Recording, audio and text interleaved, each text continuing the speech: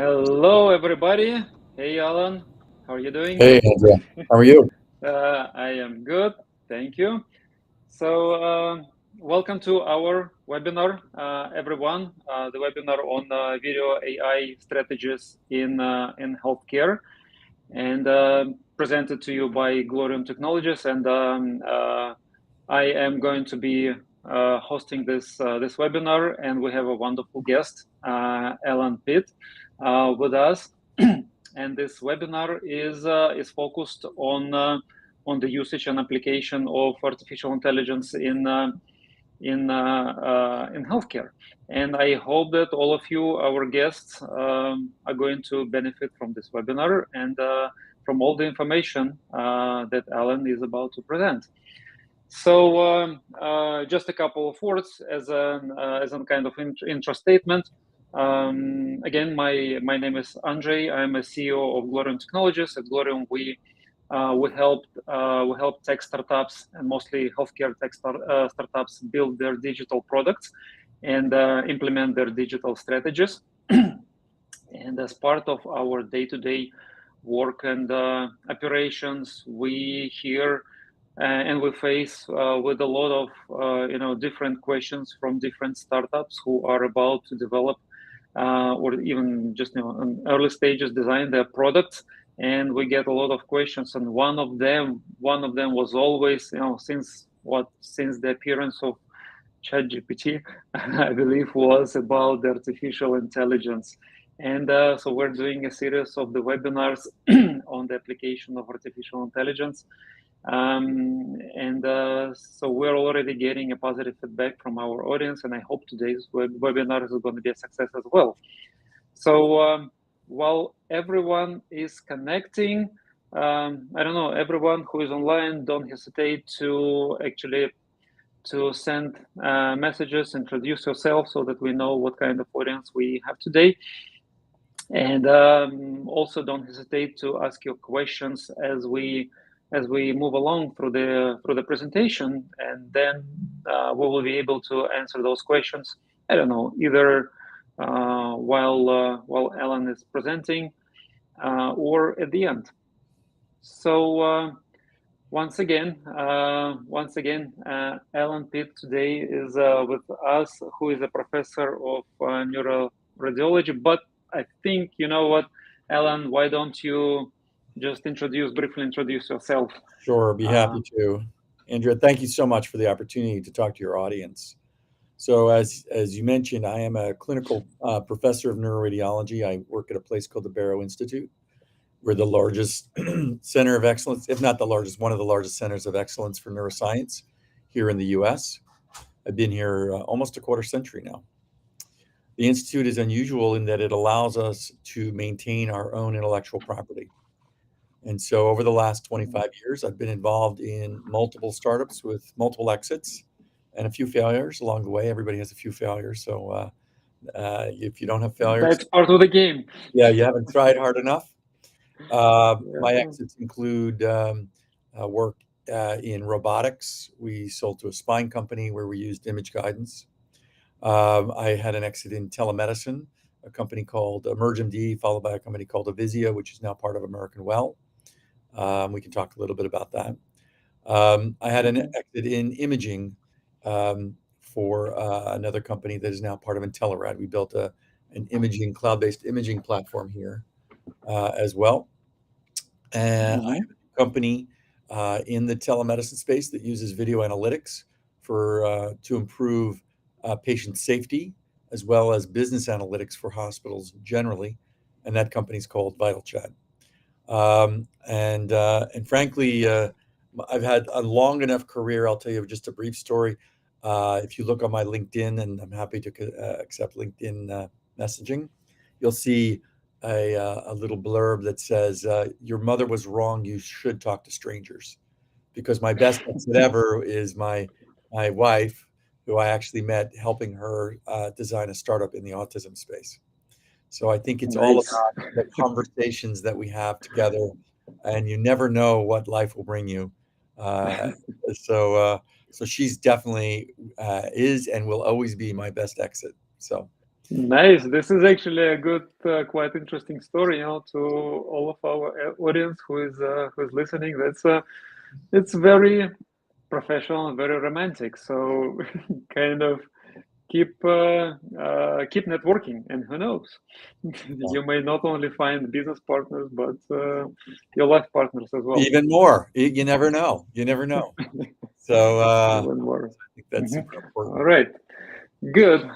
But back to the business, as much as I would love to talk about that, but back to the business. So, Ellen, in a couple of words, can you give just a very brief preview to our audience? What are you Sure. going to talk about? What's going to be helpful?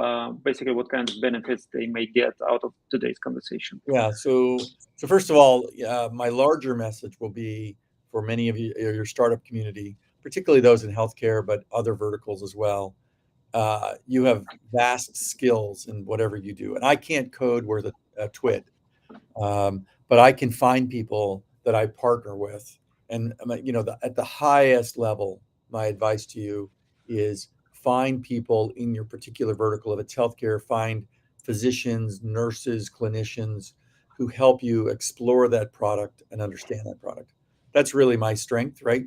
I'm a practicing clinician, Mhm. and I know enough technology to be dangerous. And so I've worked with many, many people over the years to try to help them take their product, which is often 80 to 90% of the way there, and fill out the last few parts of it. Today's talk will Mhm. be really on some of the problems. I want to give your audience a framework for healthcare, hopefully identifying problems that need to be solved or could be addressed. And there'll be a more of a focus on video analytics, video AI. I have spent time in other aspects of AI, both textual AI. I've been involved with a company called Cloudmedics for, oh gosh, 6, 7 years. They ingest clinical records. I've been involved in imaging AI from a radiology perspective. I advise Philips Healthcare and a number of others on um, ways to onboard imaging AI, which is a hot topic, Mhm. and we can talk about the future of imaging AI separately if you'd like. And then my own company uses what I'll call dynamic AI or video AI for clinical issues. So that's Mhm. the hope of this conversation. Okay. So, all right. I think it's a good preview, and let's let's roll. All right, So if you don't why mind, don't we go ahead? Andrea, at any point in this, if you feel that you want to interrupt or ask me a Oh, I will. Don't worry. oh, I didn't want you to be shy. I'm just checking. I didn't want you to be shy. No. So, anyone there who's listening, feel free to reach out to me with my Vital Chat email or alternatively on LinkedIn. Um, and I just want to give you an idea. We talk about telemedicine a lot, and that is a very ripe area for innovation.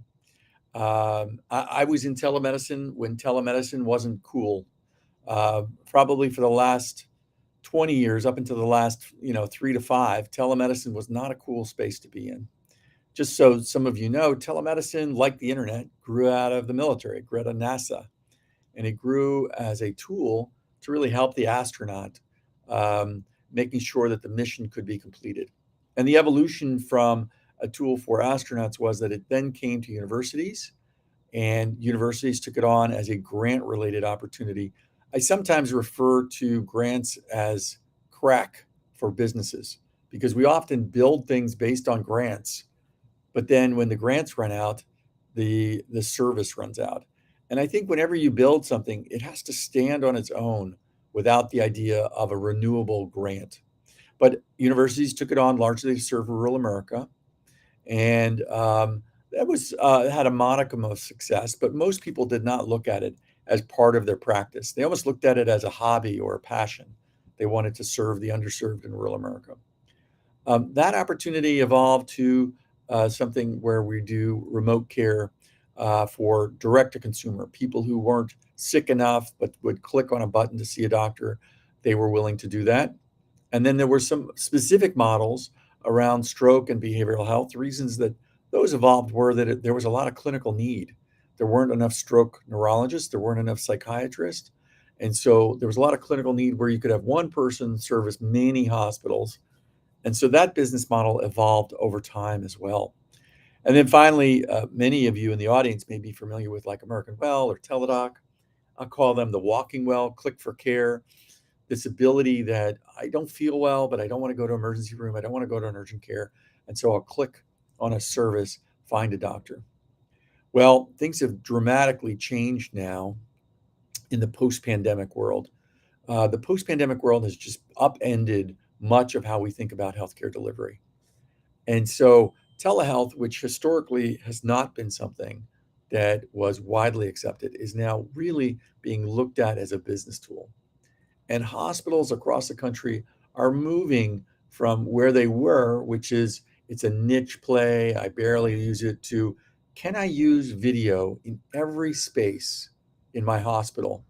And there's a lot of reasons to do that, and we'll cover some of those. But can I use video in every space? And then further, specific to your audience, what can I do with that video beyond the idea of simply hosting a visit? Can I do other things with that video where the video itself becomes a data layer? All right. So really hospitals were using cart-based technology. Now they're starting to say, I need every hospital room. I need the operating room. I need the emergency room. I need every space in my hospital to be lit up with video to provide better care at a lower cost. Well, what are the drivers for this? Why are hospitals so intent on doing this? Well, really, as mentioned, the post-pandemic world is completely different. And hospitals have very thin margins generally. And we can talk about whether you should sell to hospitals or not. I think if I had not entered healthcare, if healthcare was not my family business, I would have been very pleased to be in different verticals. My son has an AI-based startup, and I watched him raise a whole bunch of money recently, and his growth should be amazing. Healthcare is different. You have to be in healthcare because you believe in healthcare. You want to make a difference. You want to use your skills that way. But it is not for the faint of heart. So hospitals are bleeding. They're thin margins. They're difficult customers to sell to. People who work in hospitals want other opportunities. Like every other vertical, workers want to be able to work from home and inside the hospital. And frankly, our patients expect a level of optionality as well. Just like you when you bank, you either bank online, you bank at the ATM, or occasionally you go in, but it's rare. So what are some of the hospital challenges? Well, they have issues related to nursing. That's probably their biggest issue. They can't get enough nurses by the bedside. So any solution that can help them with that nursing problem is a big deal. They also have issues of network adequacy. Just like nurses are in short supply, so are specialists. And pretty much every hospital wants that patient to stay in their system rather than leave the system. And so there's issues of leakage. So if you come and see the hospital in the emergency room, they'd really like you to see their primary doctors, their specialists. And how do we do that? And then finally, people get paid on a set amount of money. And so hospitals are trying to get people in and get people out as quickly as possible. Each one of the spaces in the hospital, and I don't want to go into too much detail about this, but each one of the spaces, whether it's the operating room, ICU, floor, emergency room, even the call center, they each have specific issues. And it's super imperative that if you're going to build a product, that you need to understand the workflows involved in each of those spaces if you want to apply technology to those spaces to offer the most value. You may have a brilliant product, but if it doesn't meet the workflow for that particular space, your customer's really not going to want to buy it. When you go to a clinic, far different issues, right? But again, there are opportunities to apply same kind of video and video analytics to those spaces as well. I want you to think about some of the issues that you have in a clinic. I'm trying to optimize the space I have to see as many patients as possible. Over time, I want to have as few people, frankly, as possible to get those patients through. And I want to be able to observe what the flow is in those spaces. So I want you to imagine that you've set up a clinic and the clinic allows virtual visits into every room where a patient might be so that I could bring in a family member for conversation or a specialist for next steps, which we don't have today largely. But I also want to see what my waiting room looks like, how many people are coming in and out of each room, All of those things are reportable around video analytics. Can I understand how many people I need to take care of the patients who show up? How do I improve my practice, both through video visits as well as video analytics, to better understand my business? We don't do a very good job in healthcare understanding our business, and that's a really big deal. ASCs Interesting. Sorry, I'll interrupt here. And the clinic, it's interesting. Like you mentioned that the hospitals, the problems with the business, thin margins and all of that stuff. So since we're talking about video over here, so it looks like there is a lot of opportunity in order to improve improve the workflows. And the clinic, like I'm looking at it, if you properly approach it, the clinic is a subset of all the problems that you can see in the hospital, because hospitals inside them, they have sort of a clinic, right? They need their emergency room and the way how they, you have to, they have to provide you access to all different doctors. It's a kind of, they have a lot of the problems of the same problems as the clinic has.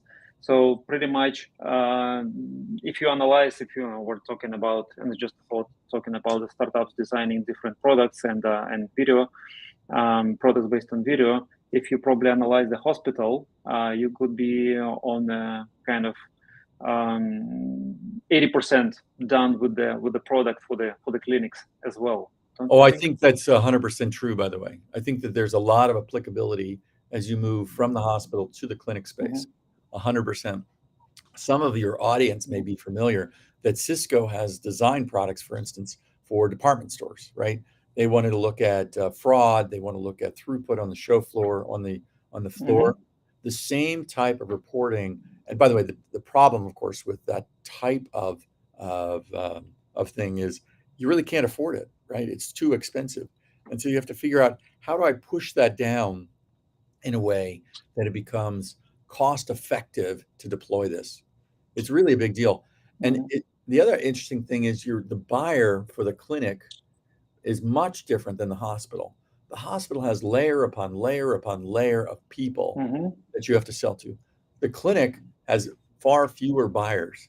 And in fact, I've started now conversation expanding the discussion with other people in this ecosystem. So specifically, I'm starting to talk to business operators, architects, interior designers who are building clinics, and talking to them about what does it look like to redesign that space, presuming you're going to have video and video analytics in that space.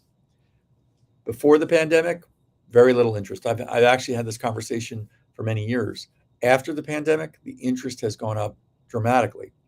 My initial thought, by the way, 10, 12 years ago, was to add video analytics on top of the rent, if you will. So if you rent space in a clinic, you're often paying something like $17, $18 a square foot, depending on where it is, how nice it is, etc. Imagine for a moment that the business model is not that it's $17 a square foot, it's $17.25 a square foot, and it comes built in with technology into the space itself. That you change that conversation so that it's just part of the amenities in the space. And the reason that you may want to do that as an entrepreneur, where you bundle that, is it's far easier to sell that to an operator who understands that if they can increase the number of people in their space, they make plenty of money. It's an easy way for them to calculate. Doctors, by the way, are probably one of the absolute worst customers you can ever ask for.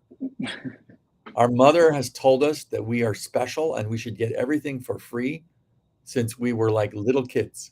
And so we make terrible customers. You want to talk to business people who can run the numbers and tell you, oh, that makes sense to me. That's why I would buy your product. That's a very important thing. You do not ever want to sell to a doctor, and you do not ever want to sell to a patient. Those are terrible customers. You have to find people adjacent to them in your product design. Very important. Interesting. Good advice. All right, let's move on. The ASC is also called the Ambulatory Surgery Center. It has the same problems as an operating room would have. These are some of the most valuable spaces in the healthcare marketplace. This is where hospitals make all of their money, is in operations. It's in surgery. And so if you can get the throughput increase through video analytics, where you understand the preoperative area, the operative area, and the postoperative area, there's a lot of opportunity there to make revenue that you can clearly show your customer. By the way, I should note that when all of us have surgery, the surgeon's supposed to follow us to home. And so the opportunity to have video that goes through that entire continuum all the way to home for follow-up is important.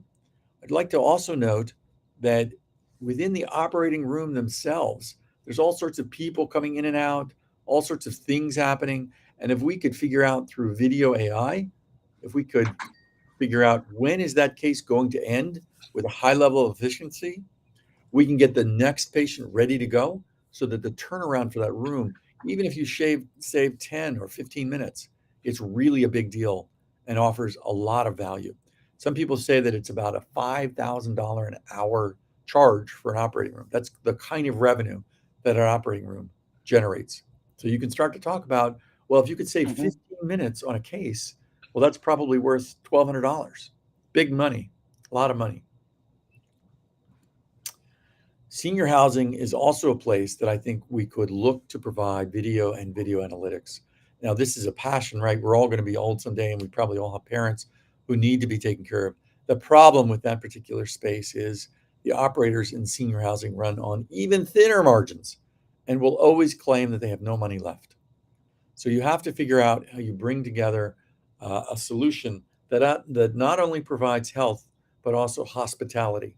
So that has to be a joint solution. And there are ways to do that when you think about video and video analytics on a single platform. But we want to think about, how do we bring them both together? If you talk to operators of senior housing, of assisted living, which is similar, though has a little more money in it, they would tell you, I'm inundated with all these people bringing me apps that will help my residents. There's just too many apps. They each want, $15, $20 a month. No big deal. Doesn't cost very much. A couple of lattes. The problem is that the operator is being inundated with people who all think, oh, it's only $20 a month, but I have 10 of them. And so the costing structure comes up, and it's very hard to sell single applications like that to that operator, who recognizes that if they have a whole bunch of niche solutions, it's the stack of solutions that ultimately ends up being the downfall. So what are we really looking for? How are we going to solve these problems? We really have to rethink each of those spaces and start to incorporate ambient intelligence. And ambient intelligence is a combination of video analytics as well as IoT in that space, where the space itself starts reporting on the care of that patient actively. And so you can think about that as a way to make certain that the patient is safe. How are we keeping that patient safe? Are we monitoring that patient? How often are they being rolled so they don't get an ulcer? Are they at risk for fall? Can we send alerting? What can we do in that space? There's a host of other pieces of data that have to be extracted from that space as well, because, as I told you, staffing is very short. And so what we're really looking to do is be able to have outside staffing supplement in-hospital staffing, so that you might get a lower cost employee, resource, etc., who supplements the nurse or other physicians in that hospital, so that you can reduce the cost of care, or have that expertise that you need to get to the next step at a lower cost. Now, this is basically like, sorry to interrupt. Again, I like, building analogies here.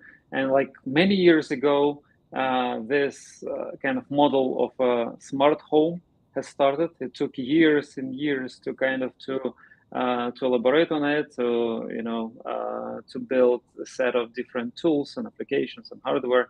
And what you're talking about here, it's one or two levels above this concept of smart home. It's a smart clinic, kind of smart, I don't know, smart space. Smart space. Yeah, I think it's smart space. That's supposed to care about the patients. Yeah, Andrea, I'd like to make one other comment for your audience who may be looking at products in this space with either video or video analytics. And my comment would be, that you want to be very careful when you're thinking about your product, what you're designing, to go to home. So home has been kind of the holy grail for healthcare. All of us realize that the best thing we'd like is to leave people at home rather than have them in the hospital. But from the entrepreneur's perspective, the business person's perspective, home does not have many dollars tied to it, so you don't have as good a margins. Home has issues related to service and support. I consider home last mile. Home becomes a place where there's a lot of issues that you have to work around that you don't struggle with in, say, a hospital or even a nursing home where there's a lot of people around with other technical know-how. I want you to think about that last mile and building product for senior who may or may not be technically savvy, who may or may not have much in the way of Wi-Fi in their home, right? We all think, oh yeah, Wi-Fi is everywhere. Not so much for many seniors, right? So if you build a product and it's reliant on Wi-Fi, well, that may be an epic fail. If you build a product and it requires the end user to even do some simple things like click on a Zoom link, that may be an epic fail. The ultimate end user has to be kept in mind as you design these products. I'm beginning to think about home. Home is really an opportunity. I think that's where we want to be, but you have to overcome lots and lots of barriers, inclusive of Wi-Fi, inclusive of other things. Battery life becomes a real issue. Are you expecting the user to charge the device on a regular basis? Are they going to remember that to do that if it's not charged and you really need to connect with them? How does that work? So as you design that product with all sorts of things, that end user has to be really top of mind. What does that experience look like for them? Not for you, not for the technologist, but for your grandparent. What does it look like if you gave your product to your grandparent if you want to reach to home? That's a tough thing to keep in mind. I think there's just a host of opportunities though in terms of how do we incorporate ambient intelligence? How do we bring video and other physiologic data together around that patient? How do we facilitate visits by either providers or family members in that? One other comment I would make, and this is a great opportunity, the tools that are most lacking in healthcare, from a technology perspective, are family enablement. We all have denial of disease. You tell me I can't do this, I can't do that. I'm like, okay, whatever. I have diabetes, I can't eat spaghetti anymore because it's got all this starch. Well, I don't like that. I don't like to be denied things. The person you want to talk to is my wife. And you want to tell her, hey, Alan can't eat spaghetti anymore because it's going to drive up his blood sugar. And she's going to do it. But you have to give her the tools to manage my health just as much as you give me the tools. Building tools for family, for loved one enablement is a huge opportunity in healthcare. Interesting. Okay. And very important if you're going to design something is it cannot be a niche product. Any product you design has to fundamentally fit in the workflow, and it has to be something that I want to use as a provider. So I told you the providers are not the buyers, but the providers are the users. And if the users don't use it, the guy who wrote you the check for your device, your product, your whatever, isn't going to renew with you, and you're stuck. So I've been in healthcare a long, long time. I started my career using film in radiology, and then we went to filmless on computer, which makes obvious sense to us now, but back then didn't make sense, right? We thought, oh my God, the film has so much higher quality. Why would I ever use a computer for this? The reality is, of course, the CT scanner, the MRI scanner, they're already computers. So we're taking computerized images and printing them on film and losing detail. So that really didn't make sense. But at the time, it was very difficult. One of the things that happened, though, was that we had what I'll call death by swivel. So I'm a radiologist. I'm looking at a patient's images, and somebody comes up with a brand new, really cool application for 3D interpolation. Could be AI in today's world. I want to do AI interpretation of the images I'm looking at. If I, as the radiologist, have to do anything more than about 15 seconds of work That includes getting out of my chair because I'm lazy. That includes getting out of my chair and going somewhere to manage that image data set, to work on that new AI piece of stuff. I call it death by swivel. If I literally have to swivel my chair, turn it to one side, your product is not going to survive. Even if it provides a ton of value, it is not going to scale. You're not going to get customer success around that product. Everything you build has to fit into pretty much everything else. Your product should be designed to sit and be part of a single pane of glass for clinicians. Nurses today, they're already overwhelmed. They don't want any more work. You make them go anywhere, you make them open stuff, you make them log on, you make them this, you make them that, forget it. Your product is dead out of the box. It has to live inside other applications. To that end, you pretty much have to think about, how do I put my product in other people's applications that are already deployed, that people are already using, rather than have your product as a standalone. That often means that you have to think about EMR integration, and there's a whole story behind how do you get your product into EMR, which is problematic. Epic is one of the worst.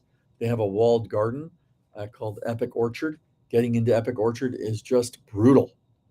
But Cerner, most of the EMRs have similar things. Other partnering organizations may or may not be easy to integrate into. Ultimately, it has to be successful and scale. It has to be in a single pane of glass. Yeah, and what you're referring to is the biggest problem that healthcare is facing is the interoperability. So everyone is talking about, and it comes from the same problem that you have described when you were talking about the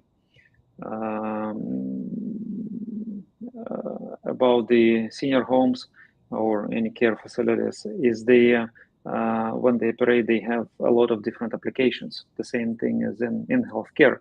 As of right now, there are hundreds and hundreds of different applications that any facility, any provider is using on their day-to-day basis, and all of them generate tons of data. And especially with video, it generates insane amount of information, and requires insane amount of storage. So exchanging this information, making it transparent, making it available to other applications, because again, as you mentioned, nothing lives in its own silo. You have the whole breadth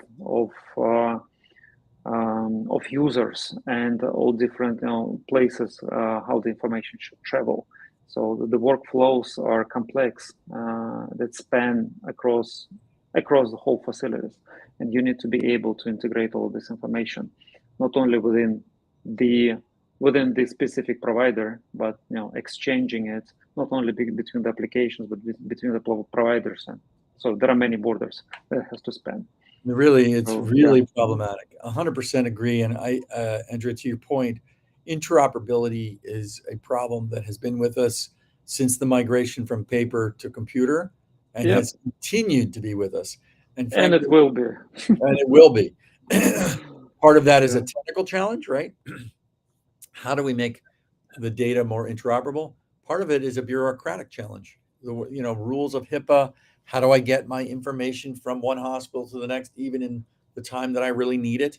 We can't even get out of our own way with some of the rules that we wrote that limit our ability to exchange data. These rules were written, I was in med school, for God's sake, when these rules were written. It's ridiculous. And I'm old now. So we need to think about the rules around data and how we share data with the tools we have now. Because frankly, I wrote a blog post years ago and I said, where's my opt out of HIPAA button? I think some of these rules kill people rather than help people.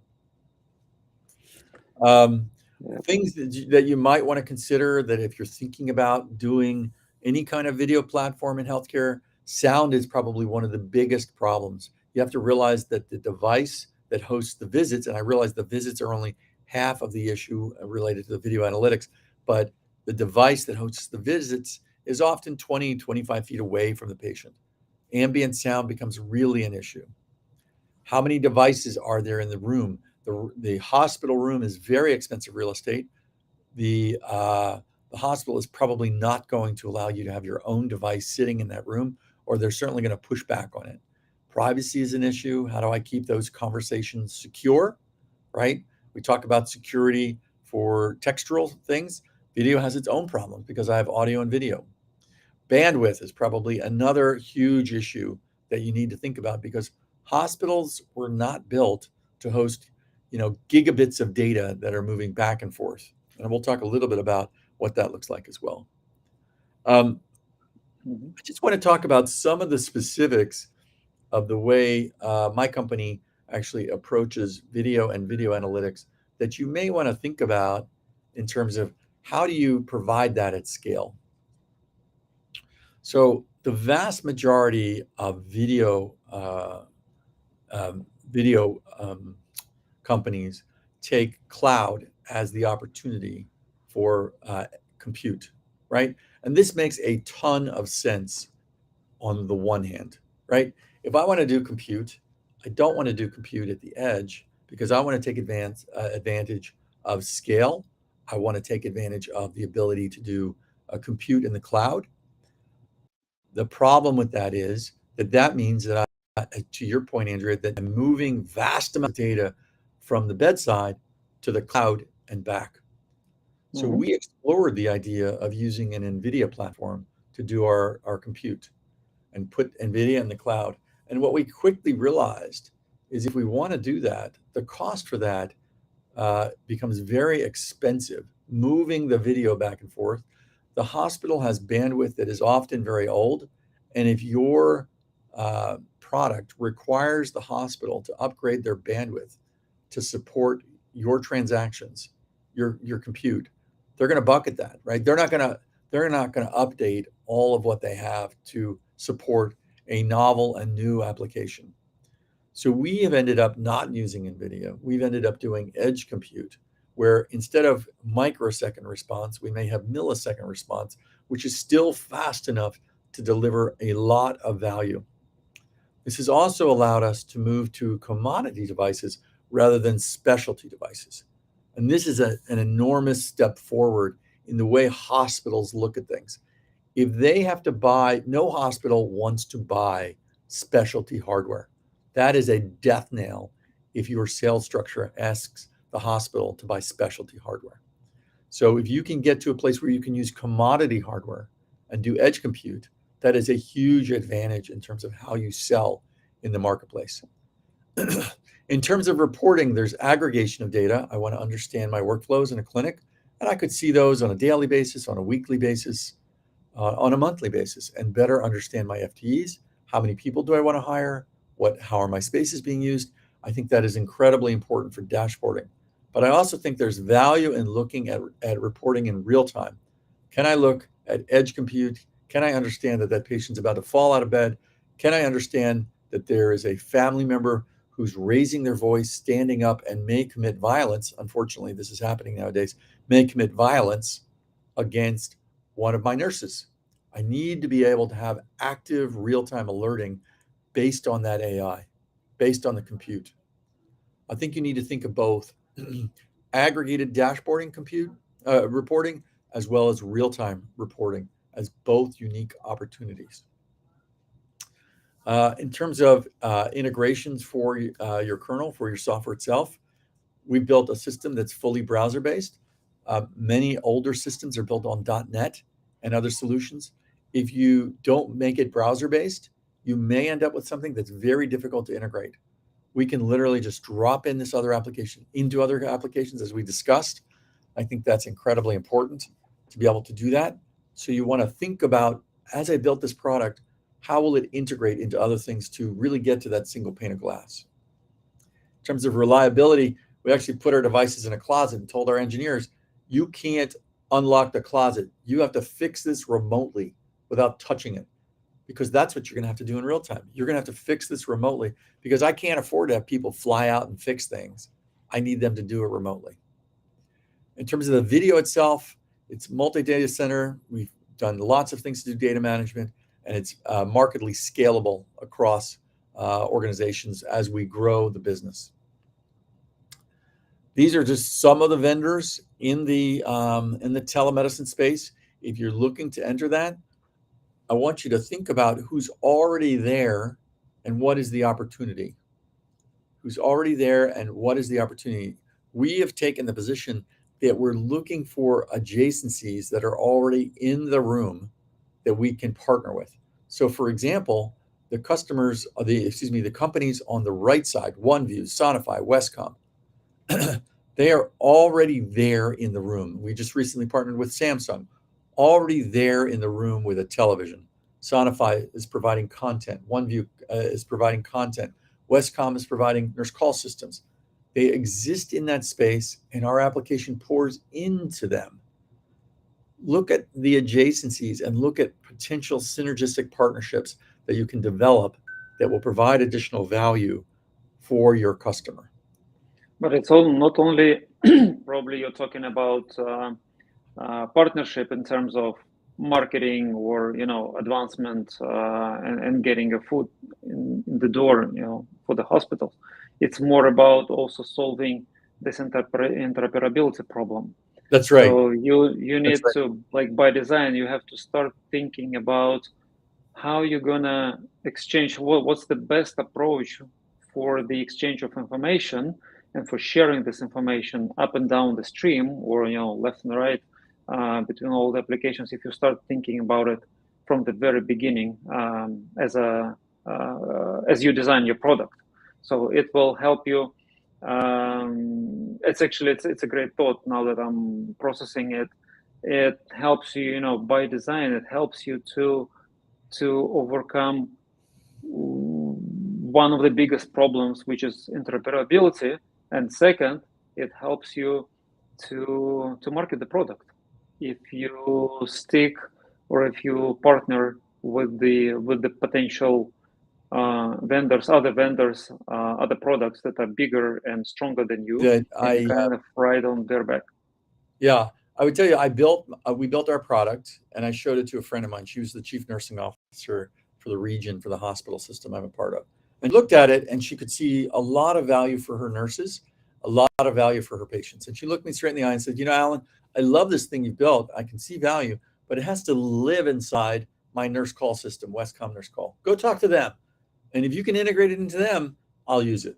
Well, so that's what we did. Mm-hmm. We integrated it into this other product that was already in the room. Look around and see who could you potentially partner with. No one goes it alone and builds a hugely successful product. Who can you partner with that really makes sense? Yep. I don't think I'll cover this. This just covers some of the simplicities about what you do and what your partners do. Generally, if you're going to work in healthcare, you're going to allow the hospital to do tier 1 support, but your company should be very willing to step up and do tier 2 and tier 3 support.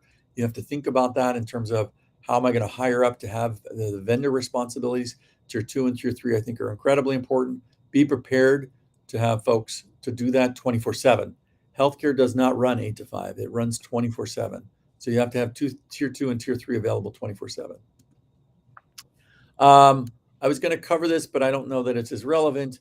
I would point out to many of your audience that cloud, for instance, how Twilio, how Zoom works, there are significant issues when you begin to think about the hospital and hospital infrastructure that are not met by cloud-based video.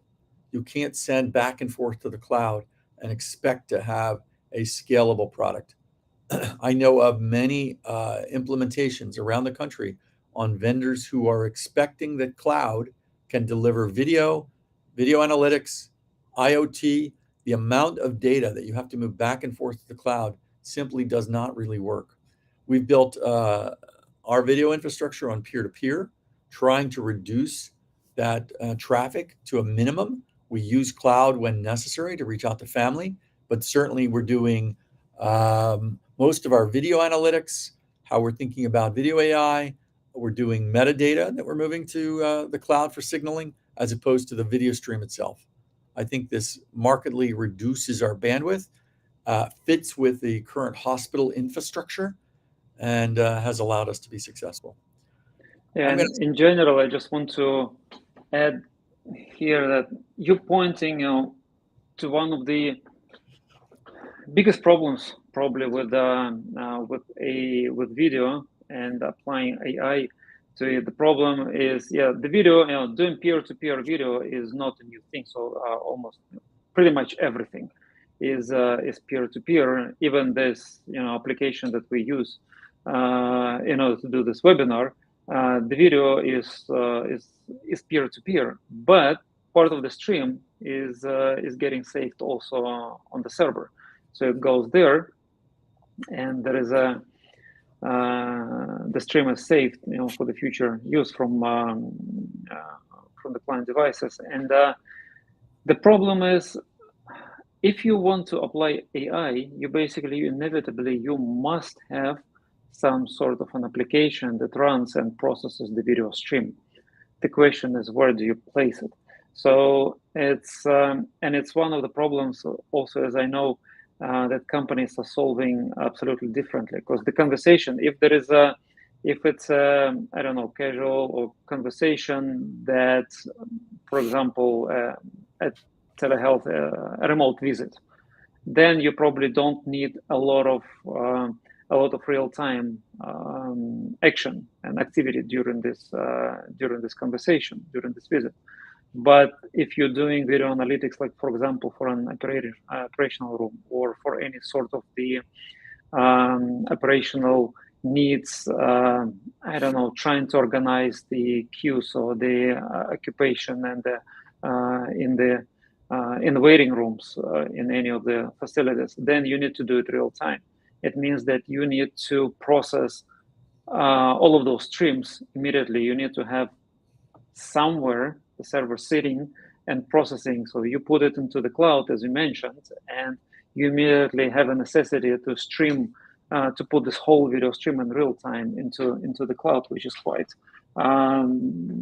quite expensive.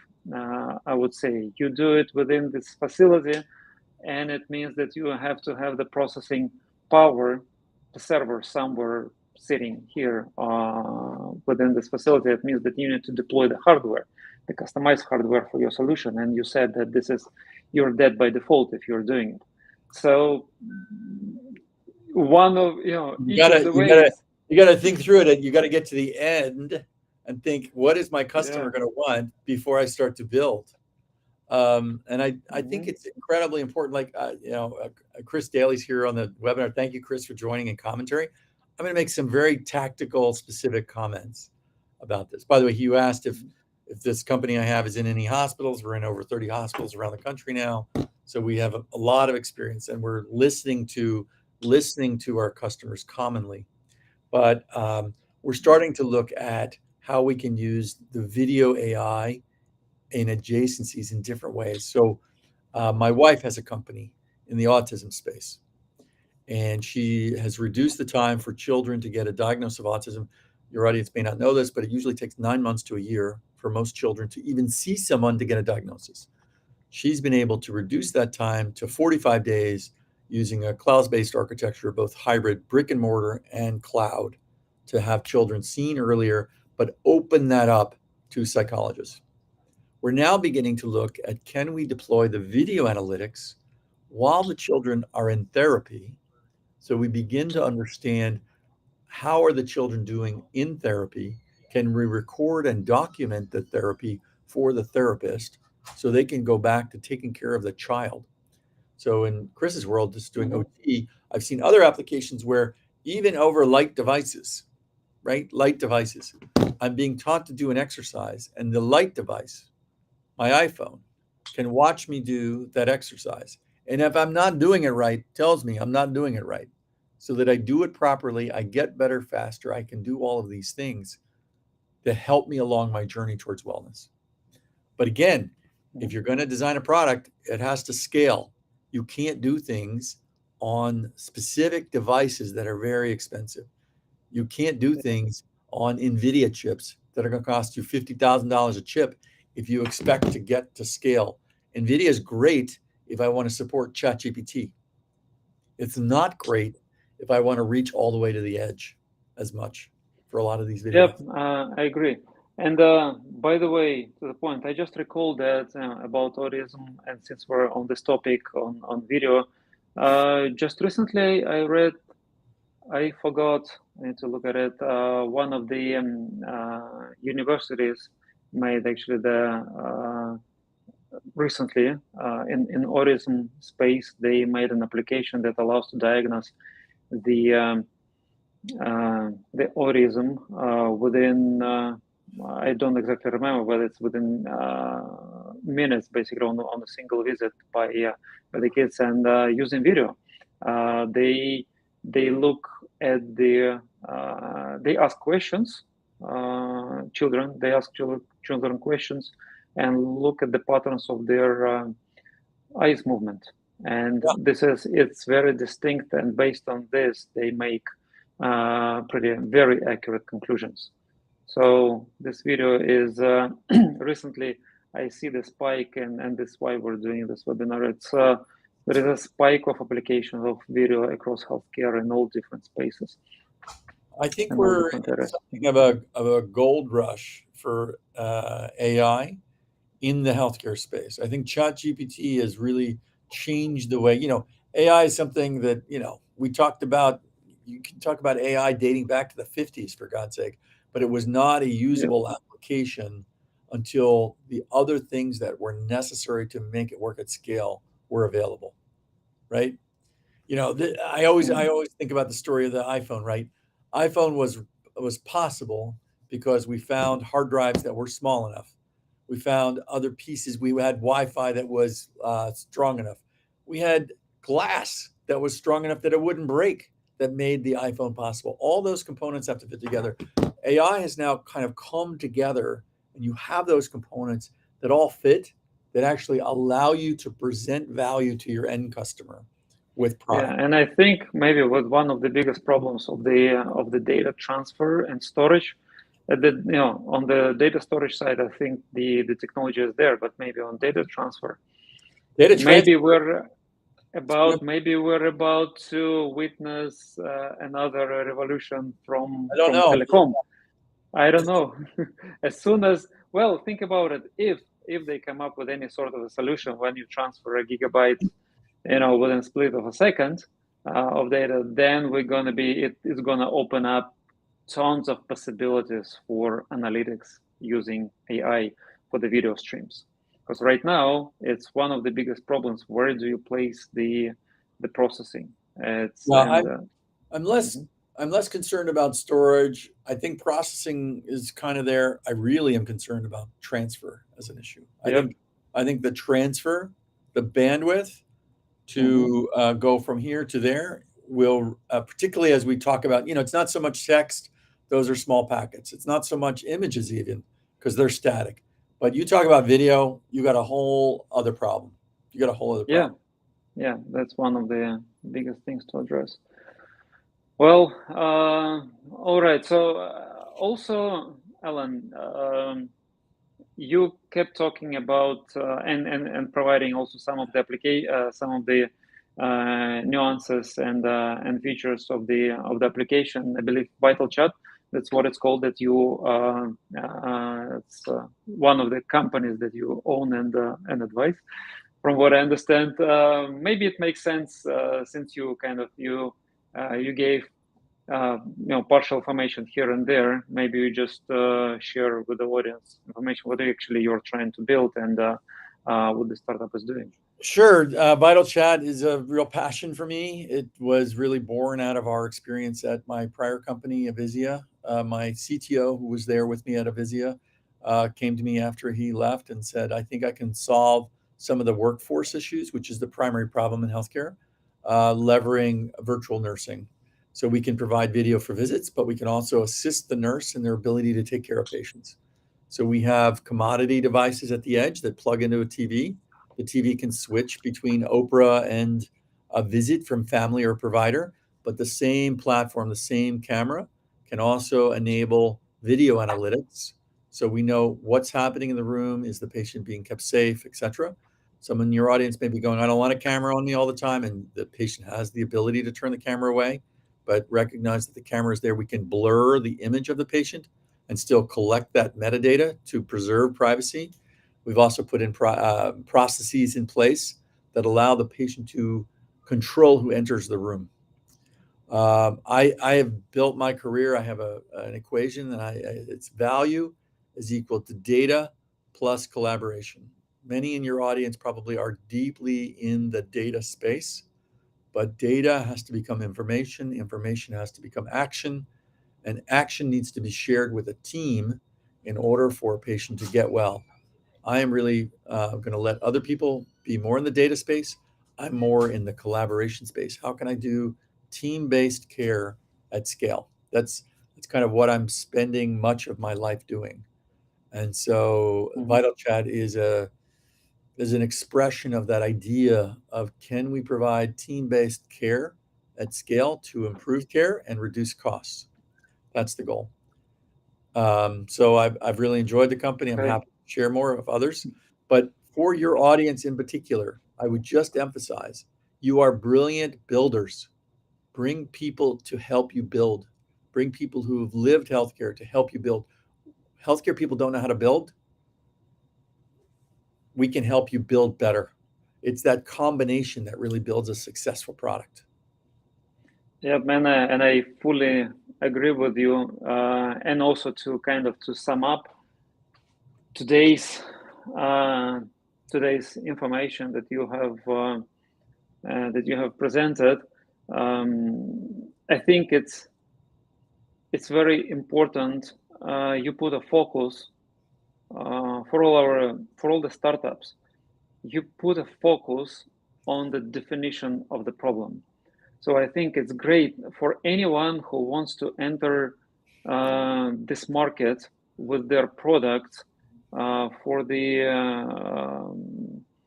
all of those players that you have mentioned, what Alan just did is pretty much have provided you a sort of not a framework, but a breakdown on the major problems and the roots of those major problems. Where do they lie?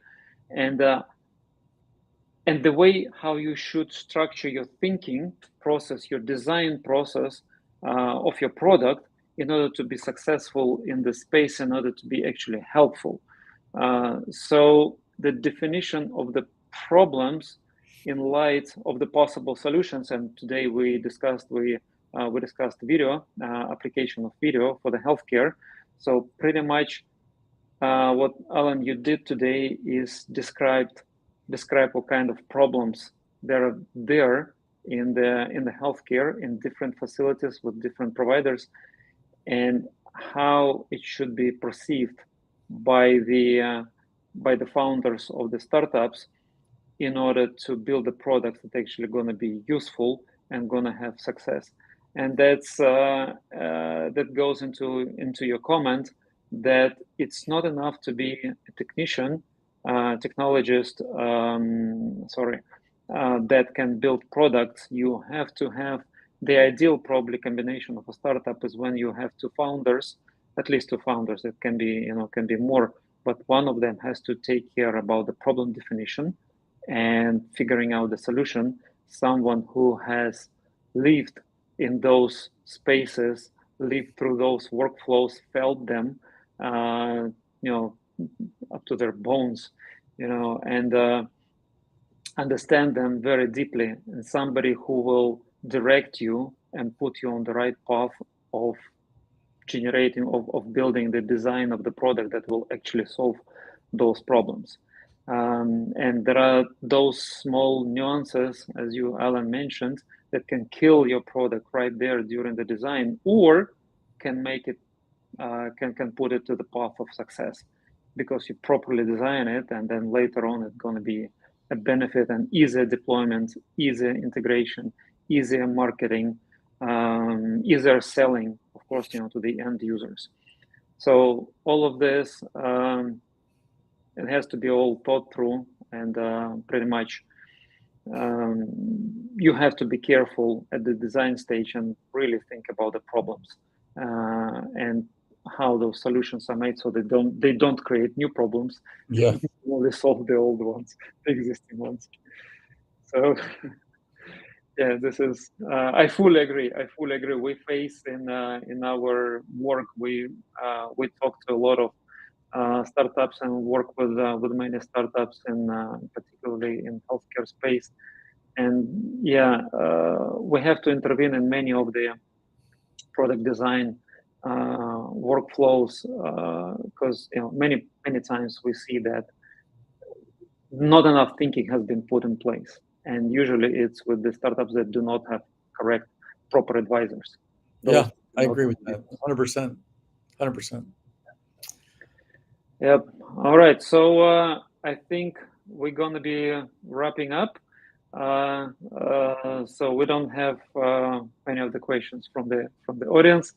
So I will just say thank you, Alan, once again for staying with us, for providing all of this information. Thank you to all of our audience who have those of you guys who have been listening to all of this helpful information that Alan has provided.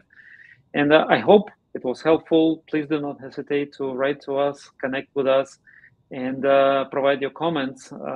Hopefully, we will get some response from you, and we will be able to bring up, next time in our webinars, we'll be able to bring up the topics that resonate with you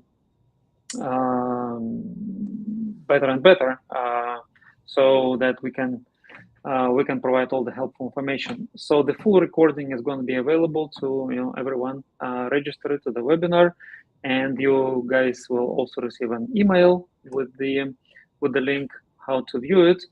And again, feel free to send us the follow-up questions, and as Alan mentioned, connect with him on LinkedIn if you want to ask anything more specific, and talk to him. All right. So thank you again. That's it. Thanks, everyone. Thank you, Alan, once again. And everyone, have a good day. Take care. Bye-bye. Bye-bye.